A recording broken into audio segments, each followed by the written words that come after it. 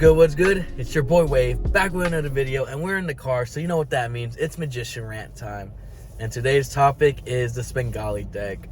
I'm going to pretty much explain to you why, in my opinion, the Svengali deck is the best trick deck in the world. Or not in the world, we'll say the Magicverse. I hope that's a thing. If it's not a thing, I don't know. It's a thing now. It's the Magicverse. If you don't know what the Svengali deck is, it's a trick deck that pretty much lets you always have the card they picked always appear no matter what. So for example, in the intro, I had the Jack of Hearts, and you always pick the Jack of Hearts, you know? It'll always be on the top, it would solo be in the middle. No matter what, you're forced with the Jack of Hearts. You're stuck with it forever. And I just like it. So pretty much, yeah, you show the decks completely different, and when they pick their card, that's their card forever. No matter what, you can switch, you can get rid of the card, it's still there, you know? So that's the Svengali deck. I think it's a great principle to have in your routines. So the Svengali principle is pretty much what it is. And it's kind of utilized in a couple things. The magic coloring book, if you know what that is. Hopefully I'll put that somewhere, the magic coloring book. But that's a principle with the Svengali. That's using the Svengali principle. I got into the Svengali deck by going to a magic shop, the San Diego magic shop that was in downtown. It's no longer there. It's in Escondido now. I haven't been there yet. Maybe that'll be a vlog too. I'll go to Escondido and check out the magic shop. But in the meantime, yeah, I was there, and I was like, hey, do you have anything for card magic? At the time, I already had the invisible deck and the vanishing deck. So I was still new to magic too. I was like 16, I think. Yeah, I think I was 16 when I went to the magic shop. 16 or 4. Man, I have bad memory because I don't even remember when I got it. But I was in my teens. I was still in high school. And he showed me the Svengali routine. And oh my gosh, I thought it was like the best thing in the world. And I bought it. Just right there, I bought it. And I go home, I start learning it. And it's really easy to learn. And I showed, like, you know, when you show your family, you're going to be amazed. But the magic I showed, they're like, whoa, how'd you do that? Like, what? It's not like the kid showing their parents magic and they already know how it's done. It's like, oh shit, wow, that's amazing. And I've been using it for a while. You know, I always try to add that routine, take the routine with me, take not just the deck with me pretty much, you know. I don't always take it, but when I do, I always try to show it off because it's a fun routine and it's really, really good. I've used it. Now I still do use it. If y'all seen my first video, there was supposed to be a Svengali routine, but I messed up the ending. And I think I'm going to have that as a blooper one day. I'll compile bloopers, but that's besides the point. I still use it though. And I think I'm going to take it now because the new people I've met from raves and all that, I've showed them like my ACR routine and my kings and aces routine. So I have to show them something else, and I think the Svengali would be perfect to show them, and they'll lose their shit. So that's the little story I have with Svengali. I think it's amazing. So let's get to pretty much the practice, the preparation, how to close it right. But in the meantime, I got the M&M McFlurry. I'm gonna take a little break. This section is gonna be the shortest one ever because each of these 3 subjects have a simple explanation to both. Or not explanation, I have very few sentences about them. So practice, you need to learn 2 things. How to riffle. That's it. Just these 2 riffle techniques. That's all you need to learn. And on top of that, if you want to, you can add your own sleight of hand to it. You can add a double lift, a second deal. Those are usually the only 2 I use, but you can add them and it'll still be good no matter what. But you don't even need them. You can just do those 2. All you need is those 2, and you can make the best routine ever. And it's like, some people wouldn't like that, but trust me, the technique is not interesting, but the effect, I think it's one of the best effects you can do to people. And I think it's for sure beginner magic, But like I said, you can do a lot with it. You don't need a... If you're intermediate or advanced, I think you can still use it to your routines and it'll be fun. And like I said, you can still use, intermediate advanced techniques on it. You can add... I used a second deal and a double lift. I'm not going to get into too much detail. You can search them up. They're all over YouTube, but those are the techniques I use. And for a closer, I'm still working on a deck switch. I'll get to the closing part later, but the technique is the deck switch. I have a simple one where I literally just put the deck in my pocket and take out a new deck, And it works because the Svengali decks I buy are bicycle, so red and blue. So if I bring the Svengali deck, I'll have a extra duplicate of a regular deck. So yeah. The reason why you need a duplicate deck is because you can't really examine the deck. And that's with all trick decks. You usually can't examine them because then they'll reveal the secret. So that's the preparation. Not the preparation part, but that's before preparation. You will need, just to make sure your cards are where you need them to be. I won't get into too much detail because I use it and I don't really want to reveal the secret too much, but you do need your cards where they need to be, because you could probably only perform a Svengali deck with 2 routines without having to go somewhere private to prep up, because sooner or later your cards are going to fail you, not because you did something wrong, but it's because your cards are not in the order you need them to be. So like I said, I won't get into too much detail.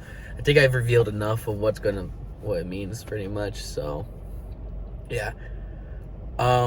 So going to closing, I guess that's where the examination part comes in, is to the closing. You need to, you can't let people examine it, sadly. I would love to, but it reveals the secret. So you need to know a deck switch for sure.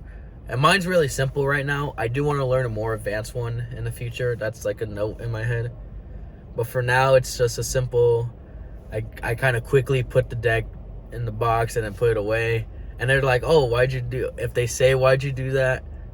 Then they'll be like, they're going to say, oh, can we see the deck then? That leads on to like, oh, there's something up with the deck.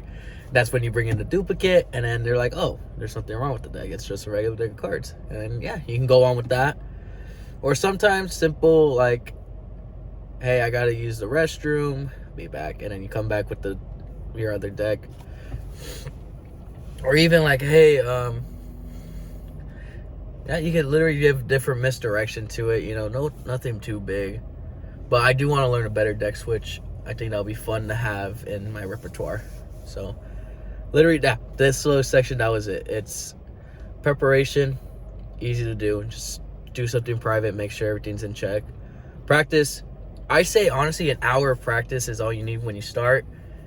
And you can make a pretty solid routine. And then whenever you feel like it, take 30 minutes to see what else you can add to it and just go on with that. And then closing, I think it's automatic to learn a deck switch. And I think that's with any trick deck, honestly. If you have the invisible deck, obviously you need a deck switch. At the same time, you can pull it off, but I think a deck switch is always nice.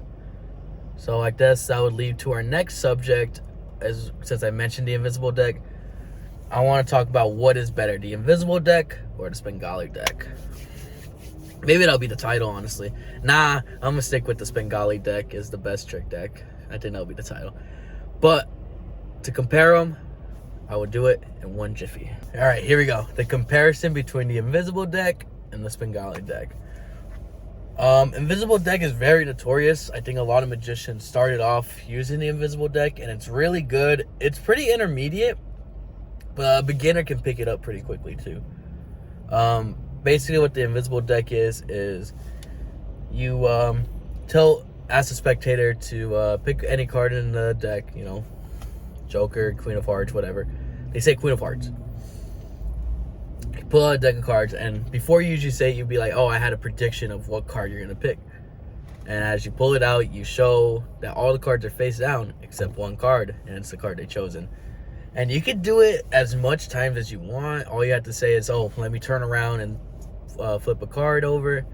You go back, you tell them to pick a card, you say Queen of Clubs, boom, Queen of Clubs appeared. Yeah, so you can do it a lot of times. So for sure, Invisible deck has that to it. And obviously, both the decks are trick decks, so you can't really have the spectator examine unless you do a deck switch. So that's that. But I think Svengali deck is better because it's more well-rounded compared to the Invisible deck. I'm pretty sure the Invisible deck is just a one-trick pony. I've seen some people do like another trick with it where they'd be like, here on like Instagram, it'd be like, see any card you want, pick one in your head, and then they snap and be like, oh, it disappeared. I did it once and I thought it was pretty cool. But that's pretty much it. You know, it's a one-trick pony, honestly. And maybe I'm not advanced enough to know that I have more potential with it. But in my opinion, I think the Svengali deck has so much potential with it. You know, you can do a routine. You can force a card pretty easily. Like I said, your goal in the Svengali deck is to always show that one card they already picked. But how about you just force the card already from the top? I usually use it to force. If I use like a 2-deck routine and I just want to make my life easier, I force a card, boom, and then the trick goes on with the other deck. You know, it's really good. I actually had a routine I was reading, and I'm like, oh, they're like, so for one deck you force a card. I'm like, oh, I could force a card pretty easily. Svengali deck. Svengali deck, you can force a card, you can have a routine, and there probably is something else I'm forgetting, but that's all you need, honestly. Like I said, the Svengali deck you can use as a tool, a routine. That's it. Invisible deck, it's realistically just just a trick. You know, it shows that it can show like some people like, oh god, this guy's really good at Magic. But the Svengali deck can do that too. So that's literally my little rant about what's better. Some magicians will disagree and say the Invisible deck is way better than Svengali deck. And you know what? They might say. I don't really have any cons other than, examination. If you look at it closely, like, I think it's pretty angle sensitive. For sure it can't be eye level. I can't do this because you might see what's going on. But if you have it, how you usually have your cards, like right below your waist, below, like right here, literally below this level where the phone is, that's where you need it to be. So I guess that is the con. But I can't really think any con, and I'm not being biased. I deadass can't really think of any con of the Svengali deck. But I do use it a lot. And I've used the Invisible deck a couple of times. And like I said, don't get me wrong, I get great reactions with it. But the Svengali deck just has that nice pizzazz. I think that works well with how I do Magic. I'm very charismatic. I don't even know what charismatic means, honestly. I'll keep it $1.50 with y'all. So I won't use that word. I'm very talkative, so I like talking a lot. Whether I'm talking shit or I'm talking nicely, it goes well with the Svengali deck. I could be like, oh, you think you got me? Well, look at this. It's not even that, Or I could be like, oh, check this out. It's pretty fun.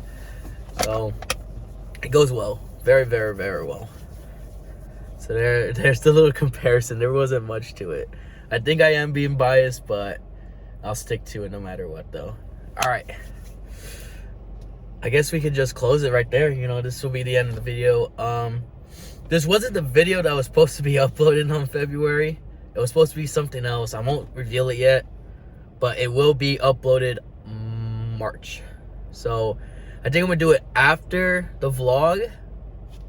In other words, I'll have the video, but I'll upload it after the vlog, pretty much. So expect it mid-March. Because I'm very lazy. I'm not lazy. Well, yes, I am. I don't have enough time. I didn't realize how close February was over. And it was supposed to be this weekend, the 25th and 26th. I was supposed to do it. But on the 25th, I went to a rave. That's why I have like X's on my hand. Because I'm not 21 yet. They had to put X's on me. But I went to a rave. And I was in LA. And I didn't get home from LA until like 4 in the morning.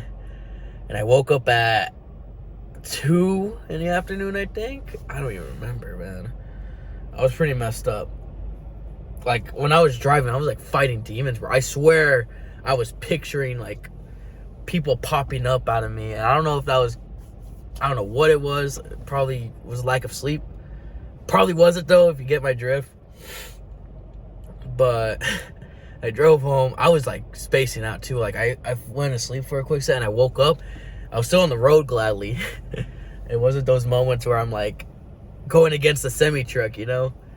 So sadly, I can't upload what I want to upload, but I'm still gonna upload because I get charged from Adobe, and I go against my word that I said there's 2 videos a month. And these rants, I still put good effort into them. I do the talking, obviously that's the minimum effort, but the intros pretty much now, where they're gonna have like that B-roll of me doing the subject and whatnot, that's like the effort I like to put in. So pretty much I like to record, and then next day I'm gonna edit, and then hopefully upload on the 28th of February. Hopefully when today, we'll say is the 28th, that's when this video will be uploaded, and that'll be the last day of February. I could do the routine, but I still live with my family, so it's like I don't like talking, and then I can hear the background noises of them talking. It really messes me up, and I'm like, ah. And like I just soon I'll move out, obviously. So until then, I want to do stuff with as much of less background noise as possible. That's why these rants are honestly chill, because I'm in my car. And it's not like I don't, like, how do you say? I wouldn't mind doing them outside of my car, but at the same time, you know, background noise, people staring at me. I don't mind them staring at me. It's just like, oh, come on, brothers, let me do my video. But I can see in the corner of my eye, they're just like, what is this guy doing? So I am not shy. It's just, well, I guess with that being shy, yeah. So, all right, I won't take too much of your time. Just know, March is a nice little magic vid that I'm ready to upload. So get ready for that. You already know, I don't really care what you do with the video other than you subscribing and commenting, I guess, how you feel about the video, or telling me in person how you feel. Share it if you like. I don't mind that either. But other than that, thank y'all for this wonderful, wonderful day. All right, later.